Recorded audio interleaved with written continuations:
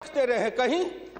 ये दो हिंदुस्तान, एक हिंदुस्तान में दो हिंदुस्तान आपने बनाया। एक है भारत, एक है India, that is called Hindustan. आपने बनाया ना। मैं आज भी कहता हूं, अगर मेरे गांव के किसी को उठावे, आंख में पट्टी बांध दे, हिंदुस्तान के कहीं भी, उड़ीसा हो, बंगाल हो, कहीं हो, किसान को लावे, गांव में आंख पर पट्टी बांध दे और एक बार इंडिया गेट पर उसकी आंख को, इतना का अंतर है। मैं 1977 में एमएलए बन के आया, इंडिया गेट के किनारे पैदल टहल रहा था, एक बड़ी गाड़ी में एक बड़ा कुत्ता जा रहा था, वो अपने मुंह को निकाल के जी लपलपाते जा रहा था। मैं गांव का आदमी खड़ा होकर सोचने लगा, कुत्ता जरूर कुछ कह रहा है। मैं एमपी था, कभी दिल्ली देखा नहीं था, मेरे अंदर से आवाज आई कि कुत्ता कह रहा है क्या है, तू गांव का किसान, गरीब, मजदूर, पिछड़ा, दलित, तू क्या जन्म लेके करने आया है? तुझसे मैं सौभाग्यशाली हूं। देख, मैं ठंड गर्म गाड़ी में बैठा हूं, केक खाता हूं, अरे लोगों के कुत्ते भी मुझसे अच्छी जिंदगी जी के रहे हैं और मुझे उस जिंदगी से भी बदतर जिंदगी जिलाने वाले कोई नहीं है, आप हैं। राज किया है आपने।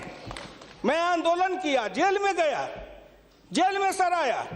आज भी पूर्वा हवा चलती है तो आपके पुलिस की लाठी से जो हड्डी में चोट है वो कहीं ना कहीं दर्द करने लगता है। चले तो उस राज को सदा सर्वदा के लिए हिंदुस्तान से उखाड़ के गया जी में जाके पिंडदान कर दूं, जो फिर निकलने न पाए। क्या बात करते हैं साहब? आपसे मैं आखिर में नहीं जाऊंगा। आप योजना आयोग की बात कर रहे थे, मैं अपने गुरु डॉक्टर लोहिया की बात को आपके सामने मैं दिखाना चाहूंगा। मैं नहीं बोलता, मुझे तो उन्होंने दृष्टि दी थी। इसी लोकसभा में 6 सितंबर 1963 को एक बहस हुई थी, ख्याल रखिएगा, जिस बहस ने पंडित नेहरू को भी हिला दिया था। वो बहस थी 3 आना बनाम 15 आना का। लोहिया ने कहा था, मैंने 27 करोड़ हिंदुस्तान के लिए 3 आने रोज की आमदनी कही, प्रधानमंत्री ने 15 आने रोज की और योजना मंत्री ने 7.5 आने रोज की। अब प्रधानमंत्री और योजना मंत्री आपस में निपट लेंगे कि दोनों में कौन सही है। यही आंकड़े हैं योजना आयोग के। प्रधानमंत्री का 15 आना, योजना आयोग के मंत्री का है 7.5 आना। जिस योजना आयोग को यह भी नहीं पता 15 आना सही कि 7.5 आना सही, प्रधानमंत्री सही कि योजना मंत्री सही, उसी योजना आयोग को सर पर ढोते रहो। जो दर्शन करना चाहिए तो दर्पण माजत रहिए, दर्पण में लगा काई तो दरस कहां से पाई? क्या बात करते हैं साहब? इस हिंदुस्तान में अगर किसी का, मैं प्रधानमंत्री जी बैठे हैं, मैं भुक्तभोगी हूं, जिस रोग से मैं पीड़ित हूं, कहीं ना कहीं उस रोग से आप भी पीड़ित हैं। बीरप्पा मोइली जी, आप भी पिछड़े वर्ग से हैं, मैं भी पिछड़े वर्ग से हूं। का दुख जाने दुखिया की, का दुख जाने दुखिया माए, जाके पैर न फटे बीमारी, सोका जाने पीड़ पड़ाई। आपके मल्लिकार्जुन जी भी उसी दलित समाज से हैं। आपने सामाजिक पीड़ा को झेला नहीं है, भोगा नहीं है।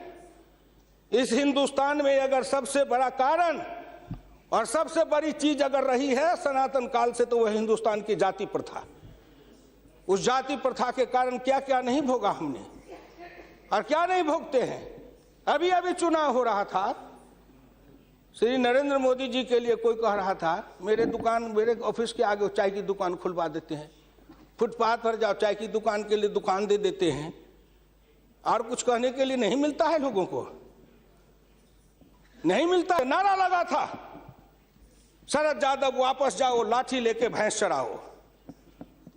कर्पूरी ठाकुर जैसा नाई का बेटा गरीब, जिसके नेतृत्व माफ किया, मिडिल स्कूल तक फीस माफ किया, 5 एकड़ से मलगुजारी माफ किया।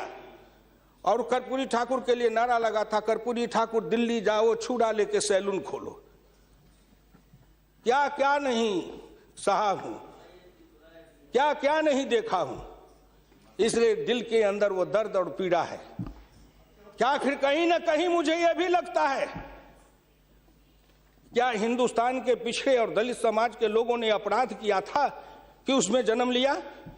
किसी ने भगवान के यहां दरखास्त दिया था कि मुझको तेली बना दो, मुझको लोहार बना दो, मुझको कुर्मी बना दो, मुझको कहार बना दो, मुझको अहिर बना दो, कि उन्होंने बजट में कुछ ऐसी योजनाएं बनाई है जिससे हिंदुस्तान के जाति प्रथा के बंधन को ढीला करने का अवसर मिलेगा।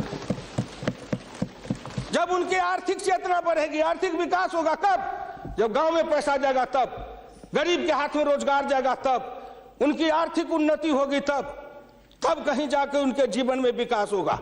आपने सोचा कि गांव का विकास कैसे होगा? क्या प्रधानमंत्री ग्रामीण सिंचाई योजना कोई मामूली है? खर्च पर पाबंदी लगाते हुए डॉक्टर लोहिया ने इसी लोकसभा में बहस करते हुए पंडित नेहरू से कहा था, मैं कुछ नहीं चाहता, एक काम कर दो, सारे लोगों के, बड़े लोगों के खर्च पर सीमा लगा दो, आय पर, आमदनी पर नहीं, खर्च पर सीमा लगाओ, इससे अधिक खर्च नहीं करेगा, और उससे जो पैसा बने उसके एक सिंचाई योजना बनाओ और 20 साल का बॉन्ड बनाओ। मैं कुछ नहीं कहता, केवल हिंदुस्तान के हर खेत में पानी पहुंचा दो, हिंदुस्तान की तरक्की हो जाएगी। डॉक्टर लोहिया इसी सदन में कहे थे। वो तो अग्रवाल थे, बनिया थे, उनको क्या जरूरी थी इस बात को बोलने का? लेकिन मैं कहता हूं कि हिंदुस्तान के गरीब, निर्धन, निर्बल और पिछड़ों का इस युग में अगर एकमात्र राजनीतिक मसीहा पैदा कोई लिया तो डॉक्टर राम मनोहर लोहिया थे, जिन्होंने जगाया, नेतृत्व को पैदा किया गांव के गली से। इसलिए मैं आपसे विनम्र प्रार्थना करना चाहता हूं कि अगर प्रधानमंत्री ग्रामीण सिंचाई योजना से हर खेत को पानी, हर हाथ को काम, दीनदयाल उपाध्याय जी ने कहा, डॉक्टर लोहिया ने कहा, 1 बीघा खेत और 1 गाय, अपनी खेती अपनी राय। हम तो ये लड़ते आ रहे हैं और आज वो सपना साकार हो रहा है। इसलिए मैं आपसे विनम्र प्रार्थना करना चाहूंगा कि सवाल है दृष्टि का, दिशा का और संकल्प का। आपकी दृष्टि कुछ और थी, अब दृष्टि बदली है। हिंदुस्तान के गांव के गरीब, पिछड़े, दलितों ने मिलकर कन्या, आपके शब्दों में, जिनको आप अपने ऑफिस के आगे चाय की दुकान खुलवा रहे थे, वो चाय की बेचने वाला, रेल के फुटपाथ पर पानी पिलाने वाला गरीब, निर्धन, जिनकी मां मजदूरनी का काम करती थी, ऐसे के बेटा को भारत का प्रधानमंत्री की कुर्सी पर बैठाया कि नरेंद्र मोदी आएगा, भारत का प्रधानमंत्री बन जाएगा, गांव गरीब, किसान, मजदूर के भाग्य चमक जाएगा। उन्होंने इसलिए सपना को देखा है। वो हो जाएगा क्या? ये 9 महीना में हो जाएगा। आप नेता बोलते थे, मैं सुन रहा था, मुलायम सिंह आदरणीय बोल रहे थे, मेरे साथी हैं, बरसों तक समाजवादी आंदोलन में लड़े, कि 9 महीना में तो बच्चा पैदा हो जाता है। मैंने कहा कितनी वैज्ञानिक बात कर रहे हैं, ये तो वैज्ञानिकता है।